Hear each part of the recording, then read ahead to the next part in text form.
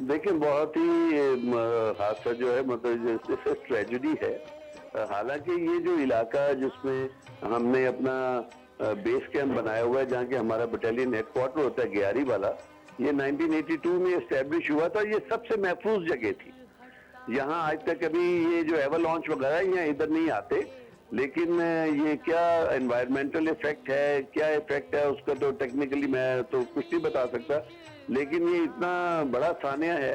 और आप देखोगे 139 लोग जो हैं वो अभी तक दबे हुए हैं, उनमें से अभी तक कुछ मालूम नहीं हो पाया। उनके घर वालों के हालात देखें कि क्या होंगे। बहरहाल ये कुर्बानी आपको मुल्क के लिए, कौम के लिए देनी पड़ती है जो दे रहे हैं। अच्छा जनरल तुकीर ज़िया साहब, ये बताइएगा कि आपने एक इंतहाई अहम वक्त में आप सारे मामलात को देखते रहे हैं, सियाचिन पाकिस्तान और भारत के दरमियान जब ये तनाज़ा था, आप इस तनाज़े को किस नज़र से देखते हैं और क्या समझते हैं कि क्या चीज़ रुकावट है? हमारे जो आर्मी चीफ़ हैं उन्होंने बहुत पॉजिटिव बयान दिया 2 रोज़ पहले, जो उन्होंने फ़ौजों की विड्रा की बात की और उन्होंने कहा कि दोनों ममालिक को मिल बैठ के करना चाहिए। तो आप क्या समझते हैं कि क्या चीज़ जो है वो इस बात में रुकावट है कि एक नो मैन्स लैंड जो थी आज दुनिया का बुलंद तरीन महाज़े जंग है? देखिए, मैं सियाचिन टॉक्स में मैं कोई 3 दफ़ा इंडिया इन लोगों के साथ गया, 92, 96, 99 में। और मैं समझता हूँ कि अगर कोई रुकावट है तो वो इंडिया खुद है। उनकी हठधर्मी, उनका गरूर कि वो उन्होंने ही सियाचिन हारा था, उन्होंने आके शिमला एग्रीमेंट की धज्जियां उड़ाई और आके उसको कब्जा किया, जिसकी वजह से पाकिस्तान फौज को वहां जाना पड़ा। अभी हम उनको समझा समझा के थक गए कि भाई ये इलाका हमारा है, क्योंकि यहाँ आप अपने एग्रीमेंट्स देख लें, आप कराची एग्रीमेंट देख लो, आप शिमला एग्रीमेंट देख लो, आप उसकी खिलाफ वर्जी कर रहे हो। लेकिन वो नहीं मानते। हमने उनको बोला भी कि अब दोनों विड्रॉ करेंगे तो दोनों करेंगे, ये नहीं है कि हम विड्रॉ कर दें और आप विड्रॉ नहीं करेंगे। लेकिन वो इस चीज पे अड़े हुए हैं कि भाई आप पोजीशनों को ऑथेंटिकेट करें। ऑथेंटिकेट करने का मतलब है कि हम मान जाएं कि हाँ ये उनकी पोजीशंस हैं। हम कह रहे हैं जो 1984 से पहले पोजीशन थी आप उसके ऊपर चले जाएं। लेकिन वो नहीं मानते, जिसकी वजह से ये तमाम चीजें हो रही। अच्छा जनरल तुकीर ज़िया साहब, मैं एक चीज़ आपसे ये भी पूछना चाहूँगा कि जैसा कि आपने बात की कि भारतीय हठधर्मी है, ये भारतीय अना है जो कि जितना भारत का इस वक्त अगर हम बात करें तो पाकिस्तान से ज़्यादा नुकसान भारत का हुआ है, भारत का वसाइल ज़्यादा लगे हैं, भारत के जवान ज़्यादा उनकी जानें वहाँ से गई हैं, एक इंसानी अलमिया बन चुका है सियाचिन की अगर बात की जाए। तो क्या भारत में जो सिविल सोसाइटी है, जो ह्यूमन राइट्स की ऑर्गेनाइजेशंस हैं, आप समझते हैं कि वो इतनी स्ट्रॉन्ग नहीं है या उन्होंने इस इशू को लेकर के कोई ऐसा प्रेशर बिल्ड नहीं किया भारतीय हुकूमत पर कि वो मजबूर हो सके या भारतीय फौज पर कि वो बात करें सियाचिन से विड्रॉ की और एक दोबारा नो मैन लैंड सियाचिन जो है वो डिक्लेयर किया जाए? देखिए, ऑब्वियसली वैसे लिखते तो लोग रहे हैं, लेकिन प्रॉब्लम ये है कि जब एक दफा आप इलाका एक कब्जा कर लें तो वहां से निकलना, तो इसका मतलब है आपने शिकस्त मान ली, आप हार गए और बगैर किसी चीज के आप वापस आओ तो लोग कहेंगे आप फिर गए क्यों थे उधर, आपने इतनी जानें गंवा दी और तो आप गए क्यों उधर। तो वो एक अना का मसला जरूर है। और मैं ये समझता हूँ कि वो सियाचिन में ठीक है कि उनकी बहुत ज्यादा, हमसे ज्यादा कैजुअल्टीज हो रही हैं। लेकिन बहरहाल कैजुअल्टीज तो दोनों तरफ हैं, पैसा दोनों तरफ से खर्च हो रहा है। और जो हमारा उनको सजेशन या प्रपोजल है उसके ऊपर वो मानने के लिए तैयार ही नहीं होते। जी जी बिल्कुल, जनरल साहब हमारे साथ लाइन पे ही रहिएगा। शुमाइला, मेरा ख्याल सियाचिन पे जो भारतीय फौज की सरगर्मी है और बंकर्स बनाने के लिए इस्तेमाल होने वाले केमिकल के हवाले से भी बात की जा रही है कि वहाँ पर ग्लेशियर पिघल रहे हैं। इस हवाले से हमारे पास एक रिपोर्ट भी है, मेरा ख्याल आप रिपोर्ट की तरफ चलते हैं, उसके बाद दोबारा जनरल साहब से उसके ऊपर उनका कमेंट चाहेंगे। बिल्कुल नाज़रीन, सियाचिन पर भारतीय फौज की सरगर्मियों और बंकर्स बनाने के लिए केमिकल के इस्तेमाल से भी ग्लेशियर तेजी से पिघल रहे हैं, ये माहिरीन की राय है। सियाचिन ग्लेशियर पर 1984 से काबिज भारतीय फौज के माहौल दुश्मन सरगर्मियों के बाइस ग्लेशियर्स के पिघलने का अमल तेज हो गया है। ज़रई और माहौलियाती माहिरीन के मुताबिक सियाचिन पर भारतीय फौज की मौजूदगी से पेश आने वाली तब्दीलियाँ गुज़िश्ता बरसों में पाकिस्तान में कहत साली और सैलाब की बुनियादी वजह हैं। सेटेलाइट तस्वीर से ये वाज़े होता है कि भारतीय फ़ौज की जानिब से नकलो हरकत और बंकर्स बनाने के लिए केमिकल के इस्तेमाल से सियाचिन ग्लेशियर में बड़ी बड़ी दरारें पड़ चुकी हैं, जबकि झीलें बनने के साथ साथ कई मुकामात पर दरिया वजूद में आने का अमल भी वक़ूफ़ पज़ीर है।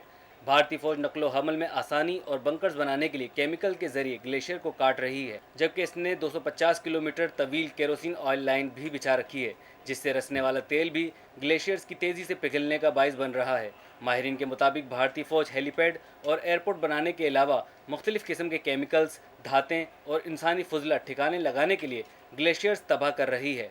माहिरीन का कहना है कि अगर भारत के साथ बर वक्त ये मामला ना उठाया गया तो सियाचिन ग्लेशियर का पिघलाव पाकिस्तान के लिए तबाहकुन हो सकता है। नाज़रीन, आज का दिन मादरे वतन की हिफाजत करने वाले फ़ौज, पाक फ़ौज के नाम किया गया है। पाकिस्तानी कौम के जो फ़ौजी जवान बर्फ़ तले दबे हुए हैं उनके लिए दुआएं की जा रही हैं। एक बार फिर हमारे साथ मौजूद हैं जनरल रिटायर्ड तौकीर ज़िया साहब। तौकीर ज़िया साहब, शिमला माहदे की अगर हम बात करते हैं तो उसके तहत तो पाक भारत वज़राए आज़म के जो दरमियान सियाचिन के हल के लिए उसूली फ़ैसला हो गया था, लेकिन उस पर अमल दरामद नहीं किया गया था। अब जो सूरत हाल है, दोनों तरफ के जो बयानात सामने आ रहे हैं जो हुकूमती नुमाइंदों के, तो क्या देखते हैं आपके मुस्तकबिल में इस पर कुछ पेशरफ्त हो सकती है मसबत में? और जनरल साहब, इसके साथ साथ ये भी कमेंट कीजिएगा, जो रिपोर्ट आपको सुनाई कि भारत की जानिब से बंकर्स तमीर करने के लिए जो केमिकल इस्तेमाल किया जा रहा है, ये भी एक सबब है ग्लेशियर के तेजी से पिघलने का। जी सर। देखिए, आपके दूसरे सवाल का जवाब पहले तो ये कि आपकी रिपोर्ट, मुझे तो खैर आवाज नहीं उसकी आ रही थी। बहरहाल इसका ये जो हमारे टेक्निकल लोग हैं वही बता पाएंगे। ये आजकल ग्लोबल वार्मिंग का बड़ा चक्कर चला हुआ है, हो सकता है उसकी वजह से कोई क्लाउड फटा, कुछ इस तरीके से हुआ। उसके ऊपर तो मैं इतना कमेंट करने के शायद काबिल नहीं हूँ।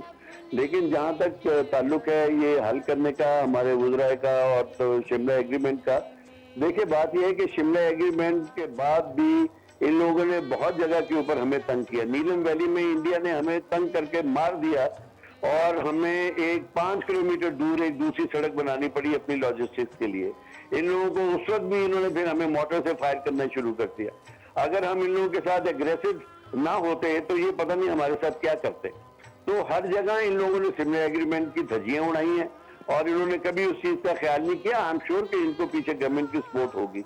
बहरहाल अगर आज भी प्राइम मिनिस्टर, हमारे भी एक्स प्राइम मिनिस्टर भी ये कह रहे हैं कि पाकिस्तान को विड्रॉ कर देना चाहिए, तो चीजें तो हो सकती हैं मुज़ाकरात के साथ अगर दोनों मान जाए। हमारी तरफ से बहुत ही एक अच्छे प्रपोजल रहे हैं जो कि इंडिया मानने के लिए तैयार नहीं है। जब तक वो नहीं मानेगा उतनी देर तक आप अपनी फौज को वहां से हटा नहीं सकते।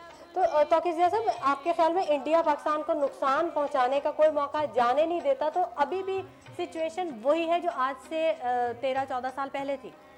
नहीं, सिचुएशन वही जो आज से 60 साल पहले थी। उनको तकलीफ है पाकिस्तान के बनने की और वो वाकई कोई मौका नहीं जाने देता, चाहे वो स्पोर्ट्स हो, चाहे वो लड़ाई हो, चाहे वो अमेरिका की मदद करना हो, वो कोई मौका अपने हाथ से नहीं जाने देता।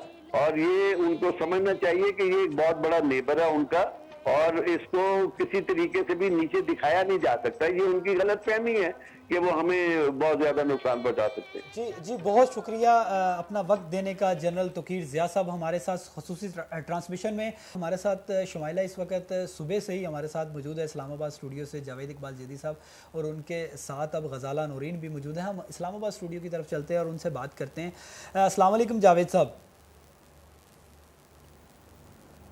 जावेद साहब, आप क्या सुन पा रहे हैं हमें? शायद उन तक आवाज़ किसी शायद हमारा तकनीकी राब्ता जो है वो नहीं हो पाया, तकनीकी प्रॉब्लम्स आ रही हैं कुछ। शुमाइला, हम सियाचिन की बात जैसा कि कर रहे थे तो शिमला माहिदा की आपने बात की और शिमला माहिदा के मुतालिक आपने बताया कि बिल्कुल पाकिस्तान और भारत के दरमियान ये तय पा चुका था। और अगर आपको याद होगा कि वज़ीर आज़म मोहतरमा बेनज़ीर भुट्टो, जब पहला दौर था उनका, वो वज़ीर आज़म थी, तो राजीव गांधी के साथ भी मुज़ाकरात सियाचिन के मामले पर बिल्कुल फाइनल हो चुके थे और ये चीज़ फाइनल हो चुकी थी कि अब इस मसले का हल कर लिया जाएगा। और उसके बाद जैसे ही राजीव गांधी जो है वो दिल्ली पहुंचते हैं तो उसके बाद उनका जो रवैया था वो खासा चेंज हमने देखा। और उसके बाद मुझे याद है उस वक्त के जो सेक्रेटरी खारजा थे तनवीर अहमद खान, उनकी जानिब से ये बोला गया था कि जो भारत की जानिब से एक के बाद दूसरे मुतालबा सामने आने लगे, जिसका मतलब उन्हें उनके बकौल ये लग रहा था कि वो सिर्फ वक्त गुजारना चाहते हैं या भारत की फ़ौज जो है वो सियासी क़यादत का फैसला कबूल करने में